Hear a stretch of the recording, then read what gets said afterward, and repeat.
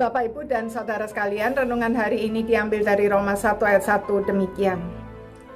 Dari Paulus, hamba Kristus Yesus, yang dipanggil menjadi rasul dan dikuduskan untuk memberitakan Injil Allah. Saudara-saudara sekalian, dalam memulai sebuah relasi, memperkenalkan diri dengan cara yang tepat sangatlah penting. Sebab kesan pertama sedikit banyak akan mempengaruhi keputusan orang untuk melanjutkan relasi atau tidak. Alangkah ruginya jika karena cara kita yang kurang tepat membuat orang enggan untuk meneruskan relasi. Padahal kita memiliki pesan penting untuk disampaikan. Atau mereka tertarik untuk melanjutkan relasi, tetapi tidak lama kemudian menjadi kecewa dan menjauh karena apa yang kita katakan mengenai diri kita tersebut tidak cocok dengan kenyataan. Paulus memiliki pesan yang maha penting untuk dia sampaikan kepada jemaat Roma, yaitu Injil Yesus Kristus. Padahal dia tidak mengenal mereka dan mereka juga tidak mengenal Paulus. Itulah sebabnya Paulus mengawali suratnya dengan memperkenalkan diri.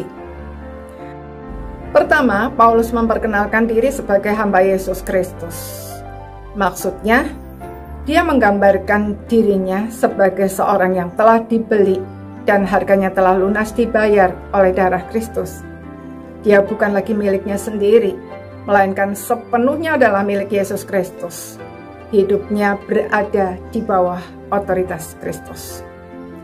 Yang kedua, Paulus memperkenalkan dirinya sebagai orang yang dipanggil menjadi rasul. Rasul artinya utusan. Maksudnya, dia memberitakan Injil atas perintah Tuhan yang mengutus dia, bukan karena kemauannya sendiri. Ketiga, Paulus memperkenalkan dirinya sebagai orang yang telah dikuduskan untuk memberitakan Injil Allah. Dikuduskan artinya dikhususkan, dipisahkan, atau dijadikan berbeda. Dalam hal ini adalah untuk memberitakan Injil. Dengan memperkenalkan diri secara demikian, Paulus mengarahkan perhatian para pendengarnya kepada Kristus dan bukan kepada dirinya sendiri. Saudara, sebagai apa kita ingin dikenal, menunjukkan siapa sebenarnya yang menjadi fokus hidup kita, siapa yang kita sembah, dan siapa yang menjadi fokus pemberitaan kita. Kiranya Tuhan menolong kita untuk senantiasa menjadikan Kristus sebagai fokus hidup, penyembahan, dan pemberitaan kita. Amin.